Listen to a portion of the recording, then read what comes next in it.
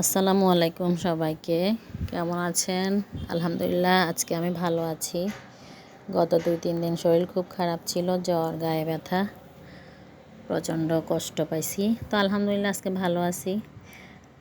কালকে তো 20 রমজান শুরু হয়ে যাবে, আমার ভাইয়েরা ইতিকাফে ঢুকে যাবে।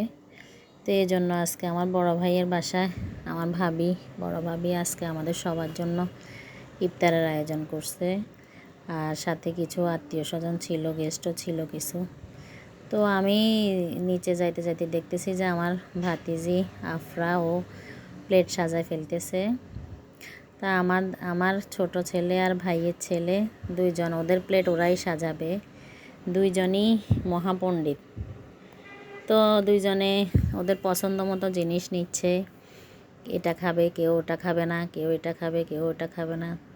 তো ভাবি 2টা পুডিং বানাইছে, একটাতে আমাদের জন্য একটু মিষ্টি কম দিছে, আর একটাতে বাচ্চাদের জন্য মিষ্টি বেশি দিছে।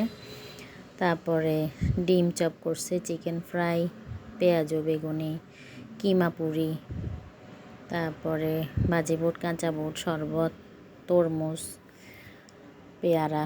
তো আলহামদুলিল্লাহ সবাই মিলে ভালোই খেলাম। আর আমাদের এই 2 পণ্ডিতের তামাশা দেখেন, ওরা সব কিছু নিজেরা নেবে নিজেদের প্লেটে, কাউকে বাড়তে দিবে না।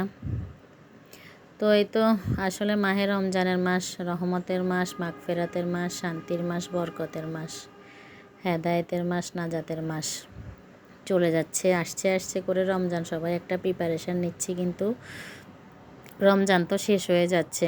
আসলে কষ্ট লাগতেছে যে কয়দিন রমজান থাকে সবাই মিলে এক দিন এক একটা আইটেমের ইফতারি বানায়, সবাই মিলে ইফতার করি একসাথে।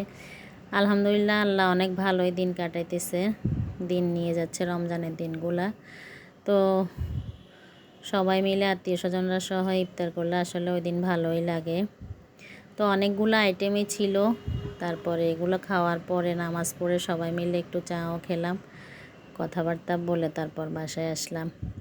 প্রত্যেকটা আইটেমই অনেক মজাদার ছিল। আর আমার ভাবির বেগুনিগুলো খুব ক্রিস্পি হয়। বেগুনি, পেঁয়াজু, কাঁচা বুট ছাড়া তো আমাদের চলেই না। তো গরম যেহেতু তরমুজ, আর এই কয়েকদিন গরমও পড়তেছে অনেক বেশি।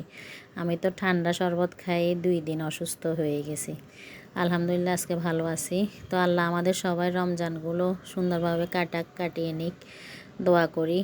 আল্লাহ যেন সবাইকে ভালো রাখে, সুস্থ রাখে।